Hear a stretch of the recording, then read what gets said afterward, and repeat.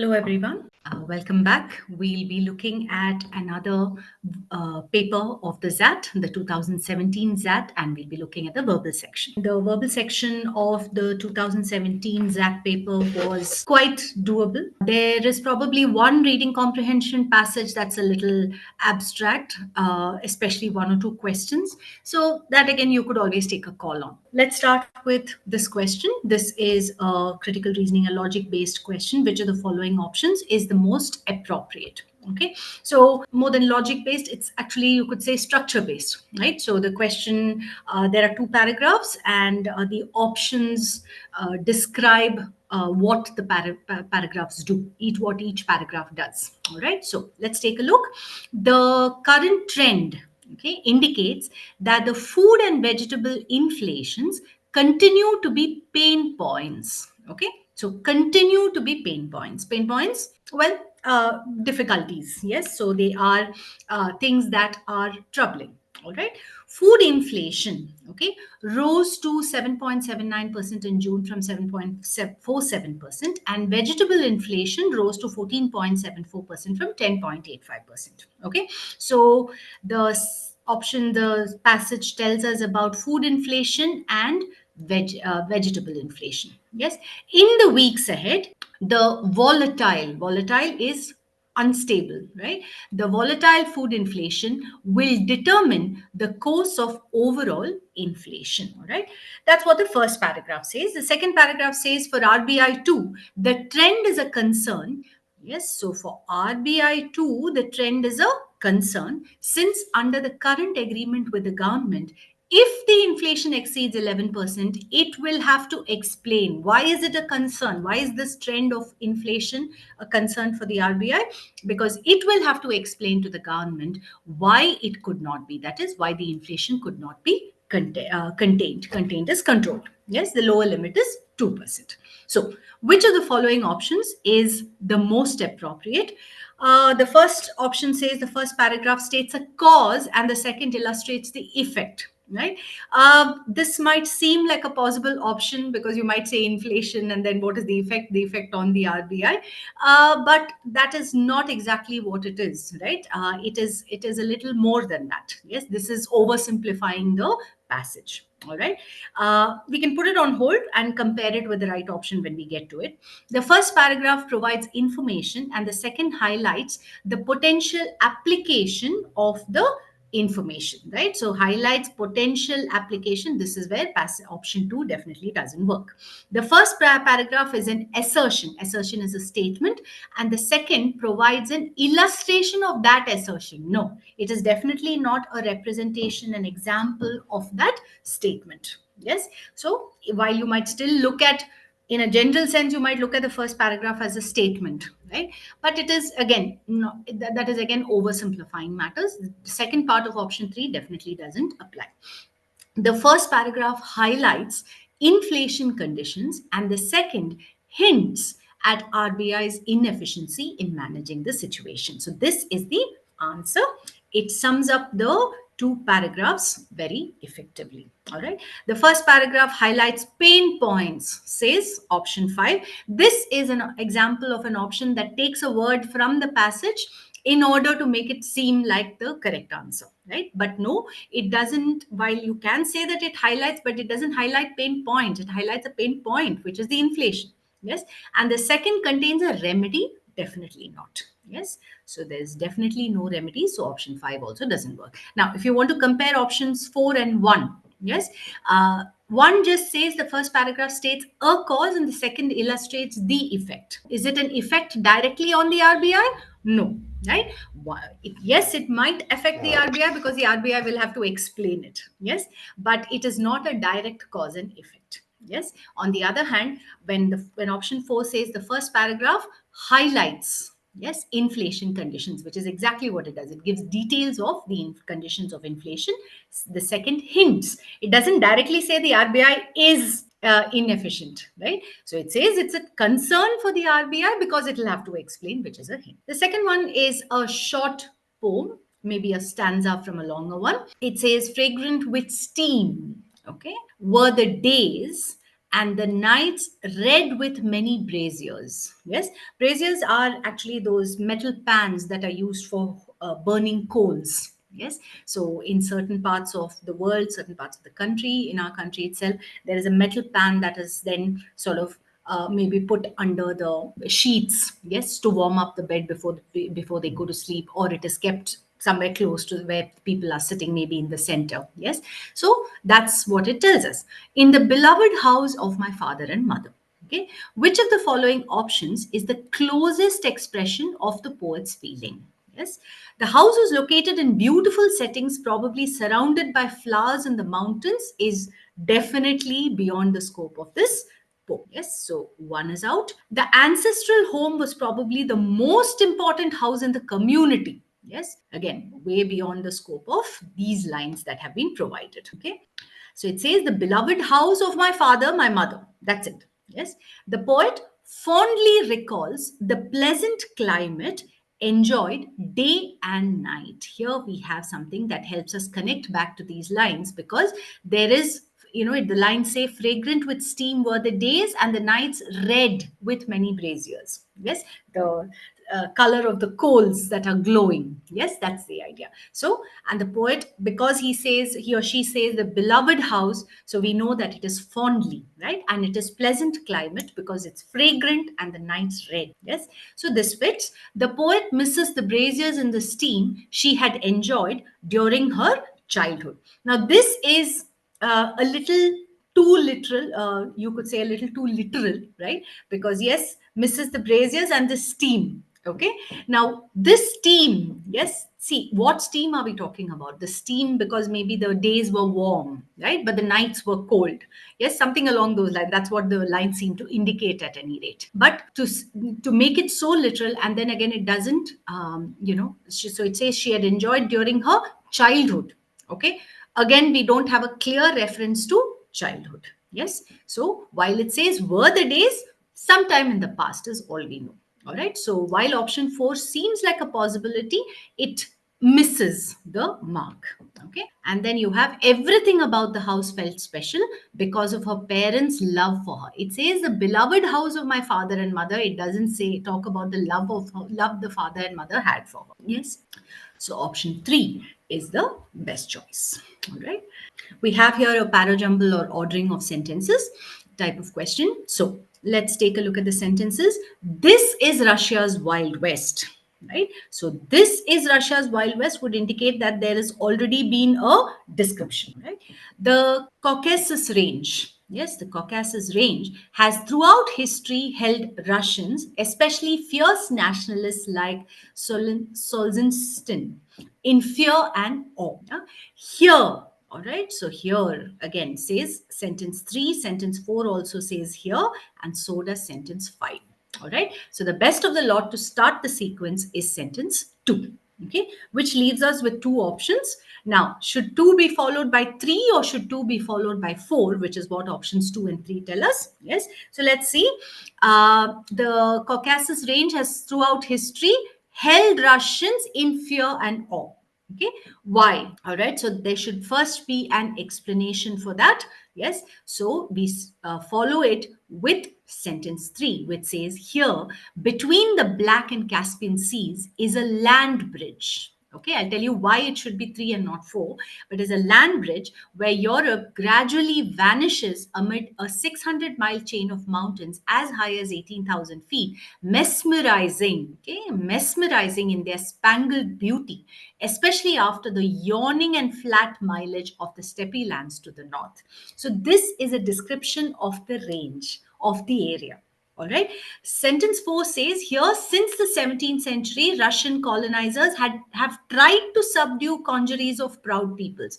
This is an extension of the idea. So first should come the description of the area. Okay. So that's why you follow sentence 2 with sentence 3. Yes. So that's option 2. Okay. 3 is then followed by 1, which says this is Russia's Wild West, because you have a description of the area, the region, and then you sum it up. What is it generally known as? It's known as Russia's Wild West, right? Though the mountains lie to the south of Moscow and St. Petersburg. Then you have 4 and 5, because 4 tells you the history that they have tried to subdue. Yes, colonizers have tried to subdue. Okay, and here the Russians encountered Islam in both its moderation and implacability. Right, so that makes for a good concluding sentence. Yeah, right, or you could say two concluding sentences in this order. We have another parajumble ordering of sentences type of question. What we have here are four sentences. Let's take a look. The periodic table, okay, orders the elements in a way that helps to understand why atoms behave as they do. That seems like a good introductory sentence. The properties of the elements are due to electronic configuration. Now, elements have already been mentioned, yes, plus it introduces the idea by putting it in the context of the periodic table. Okay. In other words, definitely not a starting sentence. What makes fluorine react violently with caesium while its nearest neighbor neon is reluctant to react with anything? Yes, so there's a conversational tone there, and also maybe a little bit of personification of the elements. Yes, so we start the sequence with sentence one. Okay, that helps us, that gives us two options. Yes, so the periodic table orders the elements in a way that helps to understand why atoms behave as they do. Okay, so which is the sentence that tells us about the behavior of the atoms? Yes, or behavior of the elements? We have sentence 4. Yes, so that's why option 2 is the best choice. Okay, 4 follows 1. This is followed by 3. In other words, what gives the elements their properties and what order lies below the surface of their seemingly random nature? Okay, so the properties of the elements are due, yes, to electronic configuration, and their recurring pattern gives rise to periodicity. This explains what the question that has been asked in sentence 3. Okay, we have here a text completion question. Yes, a sentence, a fill in the blank. Right, this is slightly tougher than the ones that give you options for each blank, right, or give you combinations of options rather. Yes, so because when you have combinations of options, you can sort of eliminate from each option, you can eliminate a word, right, and on that basis, that's one way of getting to the answer. Okay, this type of question can be a little tricky, especially if you're not sure of the meanings of the words in the options. All right, but as always, start by looking at the clues in the sentence. The serious study of popular films by critics. Okay, so when critics study popular films seriously, is regularly credited with having rendered obsolete a once dominant view that popular mainstream films are inherently inferior to art films. Okay, so now critics seriously study popular films, yes, and because of that, there is, so that fact is supposed to have rendered the once dominant view. At one point, there was a view that popular mainstreams are always inferior to art films. So, because now critics study seriously even the what are known as the popular films, that view is no longer held to be in existence. Yes, but the very next word says yet. Okay, yet the change of attitude may be somewhat dash. Okay, so if there's a contradiction, that means it's saying that this change of attitude may not be quite what they claim it is. They're saying that it is obsolete. The author is saying that maybe it is not that, it is not that it has gone completely out of existence.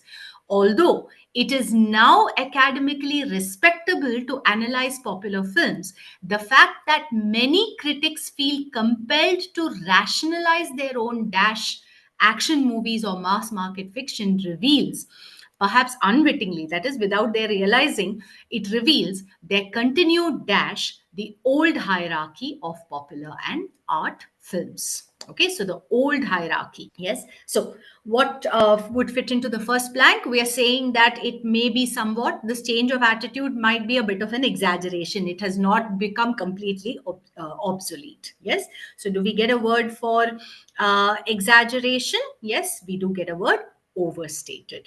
Yes, so the word in the first blank should be overstated. That gives us two options. All right, so let's look at the second blank. Although it is now academically respectable to analyze popular films, the fact that many critics feel compelled to rationalize their own dash action movies or mass market fiction reveals. Okay, so critics feel compelled, they feel forced, they feel obliged, yes, obligated to rationalize, meaning they want to reason it out, they want to they want to give justification, right, for their own dash action movies or mass market, meaning maybe their own liking for, right, is the word that should fit into the second blank. Okay, so which word do we get here? We get the word penchant. Penchant is liking or having a liking or a tendency towards something. Yes. So we get our answer. The answer should be option 3. Okay. Now, what is the word?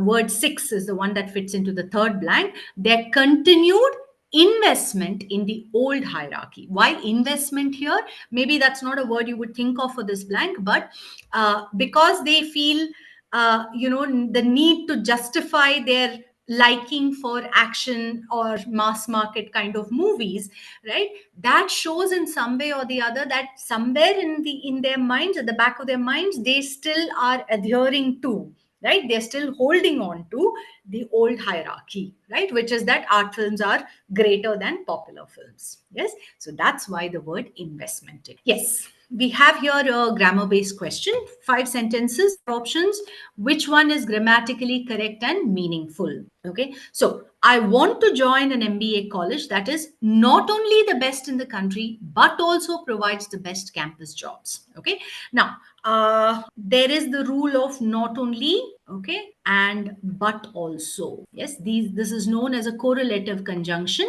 Correlative conjunctions are joining words. Correlative conjunctions are joining words that go in pairs. Yes, so when you want to connect two ideas, they are closely in a certain way, uh, these correlative conjunctions are used. Okay, so when you say not only but also, it is actually inclusive. It might seem exclusive, but it is actually inclusive. They're saying this, not just this, but this also, right? So that is not only the best in the country but also provides the best campus jobs. So the rule of correlative conjunctions: one, whenever one of a pair is used, the other one has to be used. You can't just substitute it with whatever you like, right? So not only has to be paired with but also. That's one rule.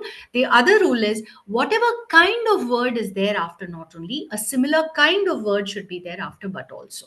Okay, so what does that mean? If there is a noun after not only, there should be a noun after but also. It doesn't have to be the same word but the same kind of word. Okay, so the correct answer here is option 1.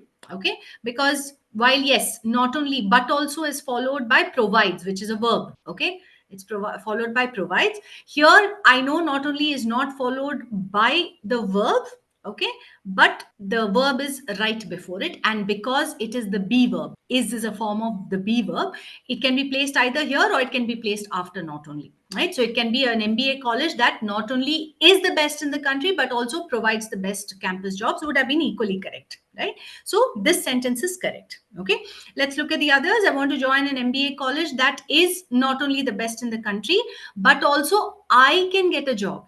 Yes, this is completely incorrect because it should only, from where are we bringing in the I here, right? If you had said that I consider not only the best, but also, again, there's no way you can correct this sentence, right? So that's why option 2 is wrong.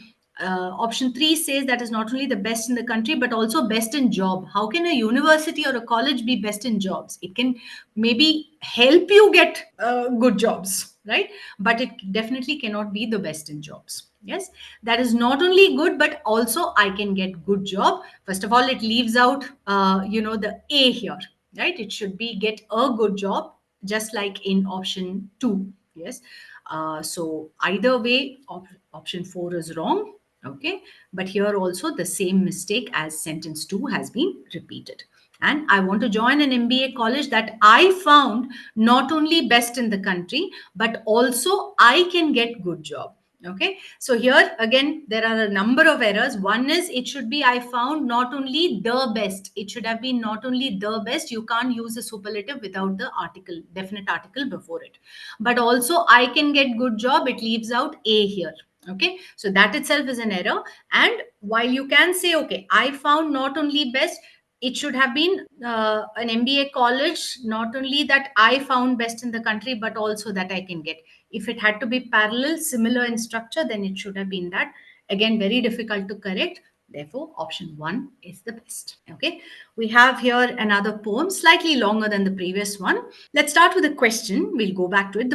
Which of the following best captures the spirit of the above stanza? So, basically, the essence of the poem. All right. So, what does it say? Invisible atoms coming together, revealing themselves in visible forms. Seeds are hugged by the earth, which renders them as gardens in bloom. And yonder stars, are they not pearls floating on teeming seas? Scattered, yet strung together in orderly constellations, love binding them to one another, and each is perpetually seeking. Seeking is searching for its like means searching for something that is similar to it. All right. So, what does this say? Stars and seas are similar. Okay. You might look at this briefly, but we'll put it on hold. All rivers flow into the ocean. We don't know, and this is definitely not the essence of the poem. Okay. United we stand, divided we fall. We don't get the falling anywhere. United we might still get. Love dissolves all religious differences. From where are we getting religious differences? Something invisible binds disparate. Disparate means different. Okay. So this is our answer because it starts by saying invisible atoms coming together, right? So if you look at the lines or the words that I have underlined, you'll see that they all talk about things that are separate, different, but being brought together. All right. So that's why option 5 is the best choice. Yes. Stars and seas are mentioned, but it doesn't say anywhere that they are similar. Rather, if anything, it says that they are scattered, they're different, right? And they're being brought together, right? So that's the best choice. Okay. We have here another grammar based question, slightly different from the ones that are usually seen. Which of the above statements is or are correct in grammar and meaning? Okay. So we have Chatterjee loves books. Therefore, he reads them all the time. It's the same sentence. Yes. But there is a difference in the punctuation. So sentence 1 has a semicolon. All right. Now, what does a semicolon do? It joins two independent clauses. So you could say a semicolon is used instead of an and, but, or, nor, etc. Okay. Instead of what is known as a coordinating conjunction. So a semicolon, a full stop, and a coordinating conjunction are very similar in usage. So you're generally not asked to distinguish among them.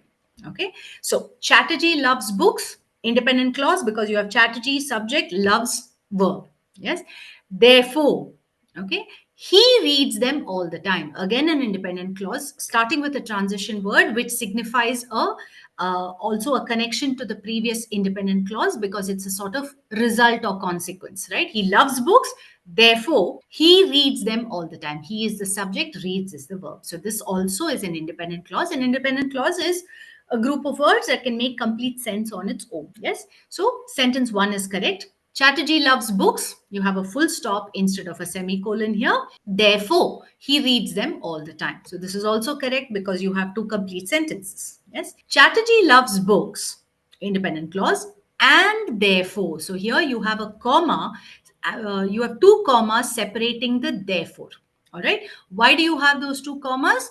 And why is this sentence correct? Because the therefore, as I said, is a transition word, right? What is a transition word? A joining word that indicates, indicates a specific meaning, right? So you can have the normal joining words and, but, or, nor, all of those. Then you have words such as however, therefore, moreover, which adds a certain meaning to it, right? So here you have a sort of result or consequence. He loves books, therefore reads them all the time, right? So you have a comma here because the second part doesn't have the he. So Chatterjee itself is the subject of reads also, all right? So this sentence is also correct. Therefore, option 5 is the best choice. Right. We have here a logic based question. Which of the following options would imply that the 15% increase in stock price is fair? Okay. So, which one would imply that the increase is fair? What does the passage tell us? The passage talks about a sales company, Herbalife, which agreed to pay the US Federal Trade Commission a $200 million fine. Okay, a fine. That means there's been some wrongdoing. What did it do? It cheated hopeful salespeople out of hundreds of millions of dollars with a multi-level marketing scheme. Okay, now Herbalife stock received an immediate 15% increase following the above news. Now, what happened? It agreed to pay the fine, and following that news, there was a 15% increase in Herbalife stock. Okay. The company also announced that it would hire a second former FTC commissioner in a press release describing the terms of settlement. So it would also hire a second former FTC commissioner, right? Meaning it is attempting to set right whatever mistake it made. Okay. Now, which of these options would imply that this stock increase of this company which has done something wrong is actually fair? Okay, so the answer to this question is option 4. I'm going to work backwards on this. Acknowledgement of deceit is cheating, okay, increases the stock price of companies, right? So if this statement were true, that when one acknowledges that one has done something wrong, right, or when a company acknowledges, that generally increases the stock price of companies. Okay, so if that statement is true, right, it's valid, then the increase in stock price of this particular company is absolutely fair. Okay, none of the others would imply that this is fair, because cheating results in increase in the stock company's stock price. That's not a fair thing, right? If cheating increases in the company's stock price, when fraudulent companies are exposed, their stock price increases. Well, it's not just exposed, right? It also talks about the amends that Herbalife is making. Yes, so it has not just been exposed, it has agreed to make amends for, or do something, pay the fine, hire the second FTC commissioner. Yes, so that is making amends. When fraudulent companies are caught, their stock price initially goes down. This is the exact opposite. Yes, so how can this be fair? Okay, and compliance with the court order increases the company's stock price. It's not just complying with a court order. The court order is not directly mentioned anywhere in the passage. Yes, so this is actually going on a tangent. Okay, we have here another logic based question. Okay, which of the following is the correct inference based on the above passage? This passage talks about tomato cultivation. Yes, so it says that it is one of the most important crops, and because this crop can be adapted for cultivation in various environments, okay, the cultivation area is now expanding. Okay, so the cultivation area of tomatoes is now expanding worldwide into not so productive regions. So into regions that are normally not considered productive. The tomato cultivation is expanding into that because it is generally a thing that can adapt to various environments. On the other hand, so there is also a contradiction there. On the other hand, traditional cultivation areas, the most favorable for tomato cultivation, so the areas which are normally considered suitable for tomato cultivation, those areas are contracting, meaning that they are reducing. Yes, what happens? The traditional cultivation areas lose 2 million hectares of land to environmental factors. Yes, so because of various environmental factors such as drought and soil erosion, etc., the traditional areas are actually reducing per hectare. Okay, so in that case, what is the correct inference based on the above passage? The answer to this is option 3. Okay, we'll work backwards. In recent years, per hectare production of tomato has decreased worldwide. Right, so you might wonder why is it that it has decreased? Isn't it expanding into certain areas? Yes, it is expanding, but it is expanding into areas that are normally not considered very productive. Yes, so there also there's only so much of hectareage, right, or acreage, right, that will be available for cultivation, and the traditional cultivation areas are decreasing. Yes, so per hectare production, maybe the overall production of tomato might have increased or might have stayed the same, we don't know, right, but per hectare production would have decreased. Yes, so that's why option 3 is the best choice. We have here an analogy based question. Grotesque is related to macabre in a similar way as. Okay, so what is another option that has a similar relationship? What is the relationship between grotesque and macabre? They are both synonymous. Okay, what is the meaning of grotesque and macabre? They are both, they are references to something that is references to death actually, right? So references to something that is gruesome, something that conjures up the image of death. Yes, so that is what grotesque and macabre say. Yes, so the answer to this is option 4.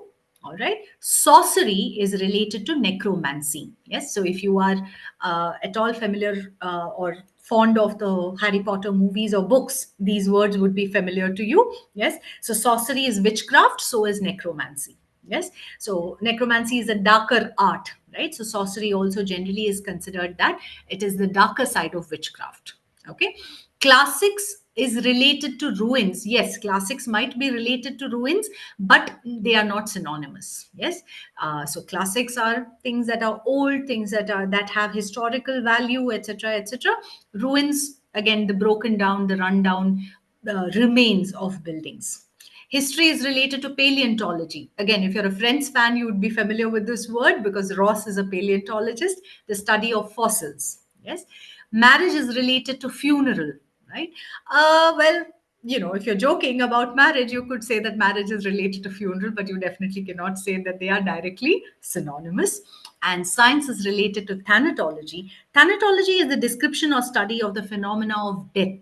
Okay, so science is definitely not synonymous to thanatology. Right? It might be a science, but it is not that. It is not synonymous. Yes. So option 4 is the best choice. We have here another fill in the blank question. This is based on words that are they're called homonyms or homophones. Yes, words that are very similar in spelling or pronunciation. Yes. So how do we use them? These are some of the most commonly misused words, right?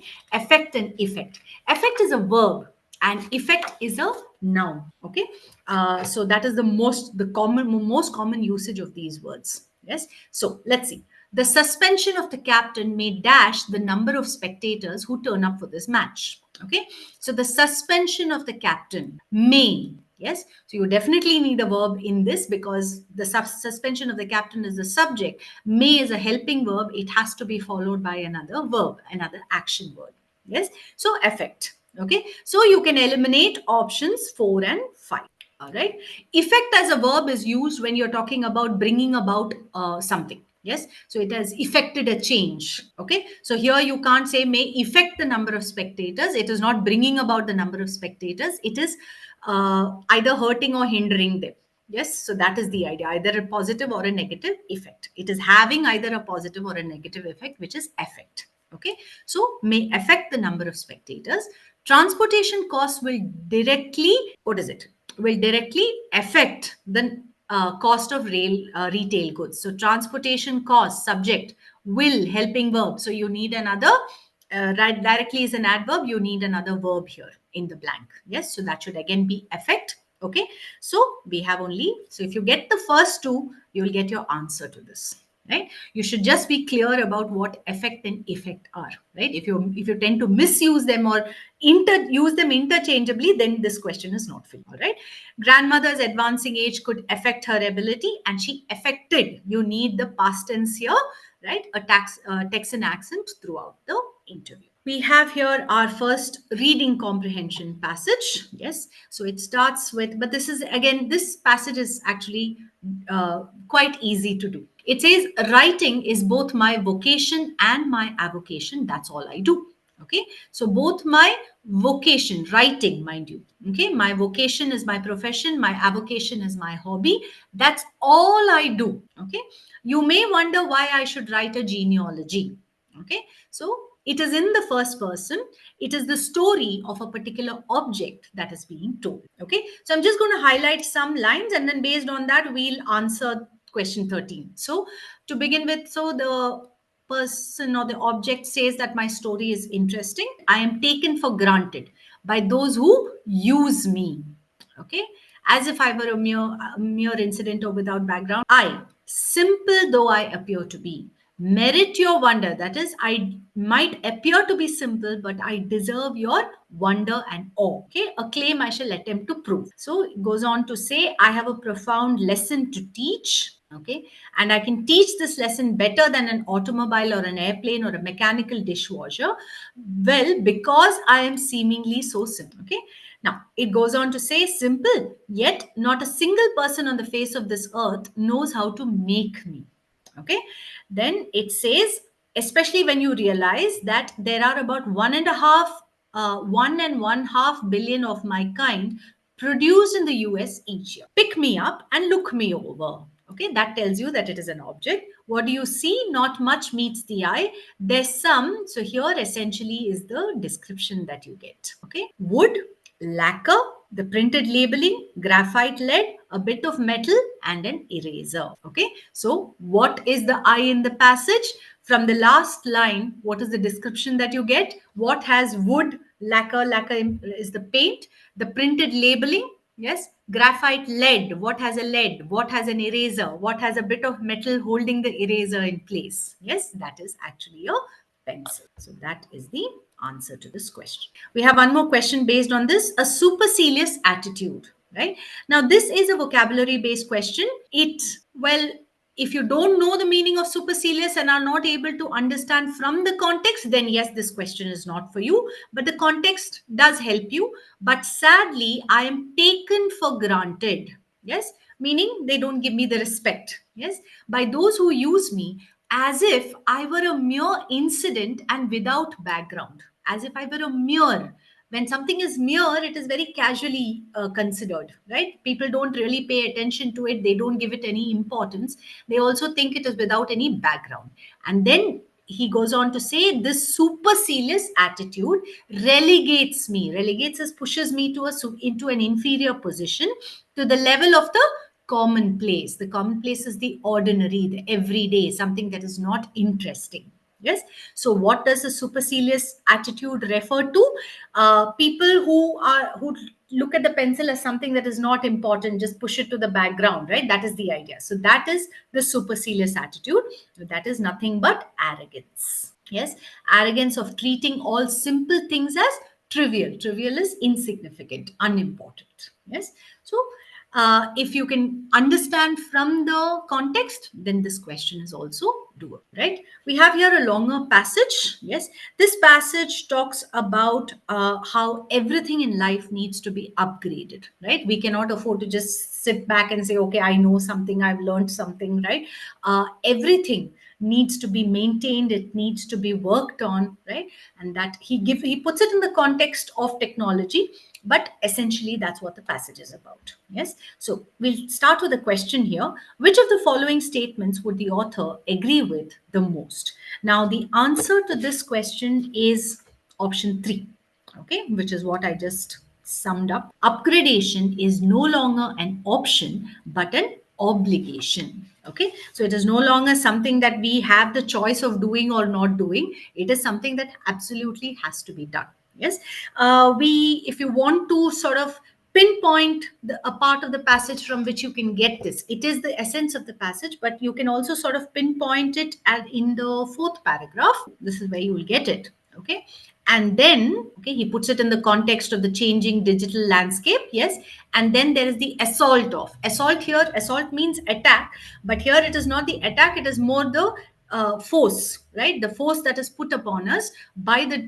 changing digital landscape. When everything around you, okay, when everything around you is upgrading, this puts pressure on your digital system and necessitates maintenance, which is what I just said. Yes, you may not want to upgrade, but you must, because everyone else is. It's an upgrade arms race. Arms race is nothing but it's a reference to various countries wanting to be the most superior in possessing weapons. Yes, that's what the arms race is. Here he says it's an upgrade arms race, right? It's a competition to see who has the most number of upgrades, or who has it, let's say, who's the most up to date. Yes, that's the idea. So upgradation is no longer an option but an obligation. Okay, let's take a look at this question. Which of the following quotes would the author agree with the most? Yes, so keep in mind what I told you the passage is about,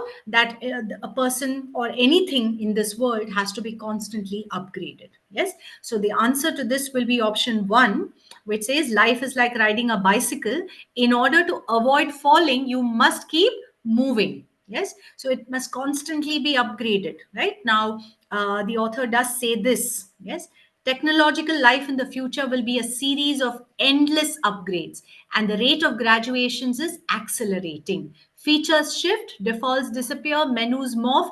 I'll open up a software package I don't use every day expecting certain choices, and whole menus have disappeared. Yes, you go on to read, no matter how long you've been using a tool, endless upgrades make you into a newbie, right? Every time something is upgraded, there's something new. So you have to learn it newly, right? The new user often seems clueless, is often seen as clueless. Okay. In this area of becoming, everyone becomes a newbie. Worse, we will be newbies forever. That should keep us humble. It prevents us from getting too confident. This that bears repeating. All of us, every one of us, will be endless newbies. Here's why. First, most of the important technologies that will dominate life 30 years from now have not yet been invented. So something that is going to be important a few years from now has not yet been invented. So naturally, you will be a newbie to them. All right. Second, because the new technology requires endless upgrades, you will remain in the newbie state. Yes. So it's a repetition of the same idea, but yes, ultimately it boils down to the fact that it is like riding a bicycle, right? In order to avoid falling, you have to keep on pedaling, you have to keep on moving, right? So you have to keep on upgrade. Yes, let's take a look at this question. The CEO of a technology company was thinking of the following policies. Yes, the question is, if the CEO were to consult the author of the passage, which of the above policies would the author recommend? Yeah. So keeping in mind the idea in the passage, which is that there must be constant upgradation. Yes. So what or updation, you could say. So lifetime employment would imply that whatever has been done will just continue to be done. There will be nothing new. All right. So that definitely doesn't work. Promotion based on seniority, right? Again, it's not about seniority. It's about who knows what and who's keeping himself or herself updated. Yes. So that also doesn't work. Hire new competent employees and fire old incompetent employees. Yes, this is part of an update, right? And regular training and retraining. Yes, so either one of these could work. Therefore, option 4, 3, or 4. We have here another passage. This one is a little abstract. It talks about existentialism, which is anyway a rather difficult philosophy. Yes, existentialism questions or discusses, yes, analyzes the reason for our existence. Yes, so it mentions something called the blank paper view. All right, that's what the passage. So it begins with an introduction, so on and so forth. The author mainly gets to the main point here, right? Where he says, on the other hand, many still hold what may be called the blank paper view. What is the blank paper view? That man is a creature entirely without instincts. Yes, so man is a blank paper. There are no instincts. There's nothing that has been fed into man, etc., etc. All right. So do existential philosophers. Yes. So the blank paper view and the existentialists believe that man has no instincts. Yes. It further extends or it describes the blank paper view by saying man is entirely the product of his culture. So if a man doesn't have instincts, so it's basically what is, the relationship or the debate between what is innate, what man is born with, and what man acquires. Yes, so according to the blank paper view, man is a product of his culture, right? So he starts out, he starts out infinitely plastic. Okay, so what is the reference to plastic here? Plastic is moldable, yes, malleable, right? So man is born without instincts. Man is the product of his culture. So man acquires whatever is needed, right? Or whatever he can get from his culture and can accordingly be formed. That's what the blank paper view says. Okay, it goes on to talk about, it connects it to existentialism, which says existentialism at first appears a very different standpoint, right? At first, it appears to be very different because the existentialist asserts man's freedom. Okay, so and will not let him call himself a product of anything, as the blank paper view says, product of his culture. But the author says, but, right, the author has a contradictory view. Existentialism too denies that man has nature, and that's where the blank paper view and existentialism coincide, right? Because both claim that man doesn't have a nature, doesn't have anything innate. Okay, if he had, his freedom would not be complete. Sartre is one of the most popular proponents of existentialism. Yes, that there is no human nature, so on and so forth. There is another philosophy that is introduced towards the end of the passage or towards the end of this paragraph, which is libertarianism. Okay, so what is libertarianism? Now, the author goes on to say this implicit notion is still very influential, not at all confined to those who use the metaphysic of essence and existence. So, I shall sometimes speak of it not as existentialist, but as libertarian, meaning that those holding it do not just think liberty important, but think it supremely important and believe that our having a nature would infringe it. So, what do libertarians say? They extend the idea further by saying that, liberty or freedom is important. It is very important. And if we have a nature, then it sort of controls or restricts or violates our having freedom. Yes, so we shouldn't have a nature because that in any way would sort of restrict our having freedom. Yes, so that's what the libertarians say. That's what this author basically, it is a summing up of the blank paper view and existentialism, which seem to be opposite but actually have something in common. And then we have libertarianism, which extends that idea. Okay, so with respect to the selection process, okay, so what is the selection process? There is a hypothetical situation that has been provided here. A business school led by an existentialist director. So, a director who believes in existentialism wants to decide on admission policy for its executive MBA program, which requires candidates to possess minimum 5 years of managerial experience. Okay, so which of the following statements will be closest to the director's belief? That means which one aligns with the belief of existentialism? The answer to this is option 5. Okay, why? Because it says recent work experience and contribution to the organization should be given highest weightage. All right, so it is something that the person acquires and acquires recently. Yes, so not something that has existed right from the beginning, not something that belongs to some distant past. Yes, so 10 standard marks, 12 standard marks, all of this would not talk about something that the person has acquired recently. Yes, marks scored in engineering college should be given the highest weightage. Okay, so this again is not recent. Yes, it's not something that the person has acquired recently. Marks scored by the candidates in all previous examinations doesn't go along with that, right? So you can also look at it from the point of view of elimination. 1, 2, 3, and 4 all talk about things in the past, whereas 5 talks about recent work experience. Yes, so it does require them to possess minimum 5 years of work experience, which is there in option 5, right? But at the same time, it is not something that belongs to the distant past, or that's something that might be related to man's nature, his shaping, etc., etc. Right? So man is plastic; he gathers as he goes. Right? That is the idea. So that's why option 5. All right. We have here another question based on the same passage. Which of the following statements would the author agree with the most? Yes. What would he agree with the most? The answer to this question is option 1. You'll see when I read it out, you'll see existentialism can be extended to libertarianism, right? So that is essentially what the last few sentences of the second paragraph tell us. Yes, it tells us this implicit moral notion is still very influential, not at all confined to those who use this. So I shall sometimes speak of it not as existentialist, but as libertarian. Tells us that the two are related.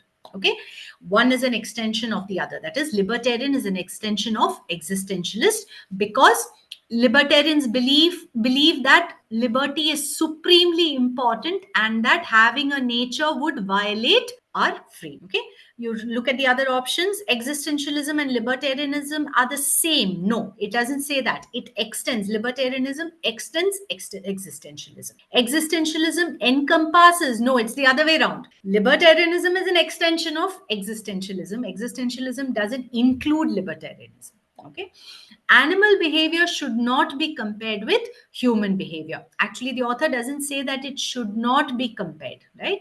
He says if there are no instincts, right? It's a hypothetical situation. If there are no instincts, then it is irrelevant. But he doesn't say that it should not be compared with human behavior. And libertarianism and existentialism are unrelated is definitely wrong. All right. Now, this is an interesting question, right? It's an extension type of question. nowhere mentioned, there is no mention of Peter or an architect, etc., in the passage. But you have to understand the essence of the passage, and based on that, answer this question, right? So this passage is definitely something that you should attempt only if you have understood the essence of the passage. All right. So, who among the following, as stated in the third paragraph, would the author be most sympathetic to? So, the third paragraph is the last one, which says, philosophers have not yet made much use of informed comparison with other species as a help in the understanding of man. Okay, they have not yet made much use. One reason they have not is undoubtedly the fear of fatalism. Fatalistic is, the belief or the idea that everything ends, right? And maybe ends in death, whichever. Yes. Another is the appalling way terms such as instinct and human nature have been misused in the past. A third is the absurdity of some ethological propaganda. Yes. So, ethology is ideology. Let's see what we have. Who among the following would the author be most sympathetic to? So the author says philosophers have not yet made much use of the informed comparison with other species as a help in the understanding of man. And he provides three reasons. One is the fear of fatalism. The other one, he calls it the appalling. Appalling is disgusting, right? Shocking way in which instinct and human nature have been misused. And the third is some sort of propaganda, right? So maybe some sort of misleading of people, right, is the idea. So in that case, whom would the author be sympathetic to? One is Peter. Well, Peter activists and Save the Tiger activists are people who would say, protect the animals at all costs, do not study them, right? So if it is comparison, if it is informed comparison with other species, it is studying them. Yes. So studying them, activists might take it to the other extreme where they say any way of studying them might hurt the animals, right? So they would do their best to protect the animals even at the cost of humans. Yes. So in that case, the author would not be sympathetic to the activists, animal activists. Yes. An architect and a physicist has nothing to do with other species, so that is irrelevant. So the only one that is left is the zoologists. Zoologists are the people who study animals. Yes. So the author would be most sympathetic to zoologists because they study animals, and also part of that would be how they are similar or dissimilar to man. Yes. So that would encompass what the author says in paragraph 3. All right. We have here another question based on the same passage. Which sentence in the passage distances man from nature the most? Okay, so which sentence? Yes, we have to identify a sentence that distances man from nature the most. Yes, so this would be would be option 2, which is the first sentence of the second paragraph. Yes. According to the blank paper view, man is entirely the product of his culture. Yes. So nature is something that is innate. Yes. Or if you're talking about mother nature, it is external. Yes, mother nature. But mother nature is, again, it is natural. It is things, they are things that exist, etc., etc. Culture, on the other hand, is man-made. Yes. So what would distance man from nature? But nature here in the first paragraph has been used more as instinct, right? It is something that is innate. So that's the nature that we're talking about in this case. Okay. So in that case, culture will definitely be the exact opposite of that. And if man is entirely the product of his culture, then it is definitely something that would distance him from his nature. Yes. So that is why option 2, right, which is the first sentence of the second paragraph, is the answer to this question. Okay, we have here another passage. This is actually the last passage of this particular paper. It has 3 questions based on it. This passage is not as abstract as the previous one. Yes, it does make for slightly complex reading, but you can still, I think the questions are definitely doable. All right. So let's take a look. What does the passage talk about? It talks about psychopaths. Yes, psychopathy and then psychopaths. It discusses what psychopaths are or why people are known as psychopaths. Okay. The idea that the author highlights is the lack of compassion in a psychopath. Yeah, that is one thing that differentiates a psychopath from other people. Okay, what is compassion? Compassion is feeling for others. Yes. He also brings in another word, which is empathy, and in the second paragraph discusses the difference between compassion and empathy, how the two can be differentiated and how you can have one without the other. Okay, so that's what the author discusses in this particular passage. All right, so let's take a look at the question. The core deficit, okay, deficit is nothing but lack, of psychopaths affects their long term success because, okay, so what is the core deficit of the psychopath? Yes, this is mentioned here. Okay, so if you read this part, it says psychopaths have certain deficits. Deficits are lacks. Some of these are subtle, right? So some of them are not that noticeable. Yes. The psychologist Abigail Marsh and her colleagues find that psychopaths are markedly insensitive to the expression of fear. Okay, so they're not at all sensitive. If the other person, if the person in front of them is afraid, yes, a psychopath is not, we would recognize it, any other person would recognize it and maybe respond accordingly, but a psychopath is insensitive to that expression of fear. Normal people recognize fear. Okay, normal people recognize fear and treat it as a distress cue, but 13 psychopaths have problems seeing it, let alone responding to it appropriately. Other deficits run deeper. Okay, so there are other deficits. This is one, the overall lack of moral sentiments. Okay, so here is another deficit, the overall lack of moral sentiments, basically right or wrong, right? And specifically, the lack of regard for others might turn out to be the psychopath's downfall. Okay, so what would affect their long term success? Yes, so the lack of moral sentiments, the lack of regard for others. Yes, so they cannot sustain the behavior. It is not about whether they can keep up their behavior, which is basically the whatever lack or deficit they have. Yes, so the author definitely doesn't say it affects their success because they cannot keep up their behavior. They are less likely to succeed as HR managers than finance managers. No such discussion. They cannot hide their lack of compassion. Yes, right? That is the deficit that they have. Okay. And because they cannot, there's a lack of regard for others, a lack of moral sentiments, there's a lack of reaction or sensitivity to the expression of fear, and they cannot hide this lack. Okay. Empathy is essential for long term success. Empathy is definitely mentioned in the passage, but this is not directly related to what would affect their success or what would lead to their downfall. Yes, so that's why this doesn't work, and natural selection is not connected to this idea. Question 23 says, which of the following options is correct according to the author? Now the answer to this question is option 1. Okay, now here you might find a little bit of a mismatch. All right, you find this answer in the at the beginning of the second paragraph. Okay, I am too much of an adaptationist to think that a capacity as rich as empathy exists as a freak biological accident. Okay, so the author says, I'm too much of an adaptationist, right? It's a certain philosophy to think that something, a capacity, a capability that is as rich as empathy just exists as an accident, a freak biological accident, right?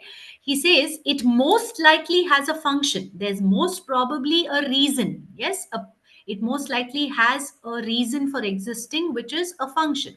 Okay, and the most plausible candidate here is that it motivates us to care about others. Okay, it goes on to say empathy exists to motivate compassion and altruism. Still, the link between empathy and compassion is more nuanced than many people believe. Okay, so if you read the first two sentences, you get option 1, right? I agree that the author mentions empathy here, which is where you may find this a little confusing. Okay, but I would say if you follow the process of elimination, then you can definitely answer this question, because option 2 says empathy is a chance event. No, the lines that I just read and have highlighted definitely help you eliminate option 2, right? The author says, I'm too much of an adaptationist to think that it is a freak biological accident. There is a reason for it. Yes. Empathy is the cause of moral choice is beyond the scope of this particular passage and this particular paragraph. Yes, caring for others is psychopathy is the exact opposite that the author says. Yes, so 3 is out, 4 is out. Long term success in business is a freak accident. Again, this is definitely a trap option because it is taking words from here and there in the passage and putting them together. It doesn't answer the question. Yes, so I mean, you can arrive at it through elimination. You can look at the first 2 sentences of the second paragraph, and that will tell you, yes, it talks about empathy specifically, but well, this is the only choice that we have. Yes, so you can pick option 1. Right. This question says, so it gives you a hypothetical situation again. A student approached a faculty pleading to increase his marks because failure in one more subject will result in the student having to leave the program. The faculty said, I'm sorry, but I cannot change your grades as it would be unfair to others. In the given circumstance, which of the following best describes the faculty? Okay, so this is based on the last 2-3 sentences of the passage, which describes the difference between compassion and empathy. Okay, so if you look at this, right, the author starts by talking about empathy, yes, and then goes on to say the link between empathy and compassion is more nuanced. Okay, he gives 3 ways or 3 aspects where he says, first, although empathy can be automatic and unconscious, right, so he gives an example for each. A crying person can affect your mood even if you're not aware this is happening, etc., etc. Okay, that's one. Second, empathy is not needed to motivate compassion. Okay, gives an example for that also. And then goes on to say, third, okay, just as you can have compassion without empathy, you can have empathy without compassion. Okay, what is the example given for this? You might feel the person's pain and wish to stop feeling it, but choose to solve the problem, okay, by distancing yourself from that person instead of alleviating his or her suffering. Even otherwise good people sometimes turn away when faced with depictions of pain and suffering in faraway lands, or when passing a homeless person on a city street. So this is essentially what this situation refers to, right? That you can have compassion without empathy or empathy without compassion. What is empathy without compassion? You feel the person's pain, right? How do we know what empathy is and what compassion is? This you will get from the last sentence of the first paragraph. Now, some contemporary researchers use the terms interchangeably, right? So there are some people who use the term compassion and empathy in a similar manner, right? But he says, but there is a big difference between caring about a person, which is compassion, and putting yourself in the person's shoes, which is empathy. Okay, so putting yourself in the person's shoes. So what does the last idea say? You feel the person's pain and wish to stop feeling it. Okay, but how do you solve the problem? Not by taking action, but by just removing yourself from that situation, right? So what does the faculty say? The faculty says, I'm sorry, right? I cannot change your grades. I cannot take action as it would be unfair to others. Okay. So in that case, the first option says this faculty is a psychopath. Exaggerated option. Yes. So it's not 1. Okay. The faculty was compassionate. Okay. But where is the empathy part of it? Yes. So that's why option 2 is incomplete. Okay. The faculty was both empathetic and compassionate, but unfair. No, right? It is, you can have one without the other. Okay, the faculty displayed empathy but not compassion. Okay, so there was empathy there, right? That the person was sorry, yes, but the person felt probably the other person's, the other person's pain, but chose not to take action on it. Yes, the faculty displayed compassion but not empathy. So which way is it? It is actually this way, that the empathy is there, but there is no compassion because there is no action that is taken. Yes, so that is the answer to this question.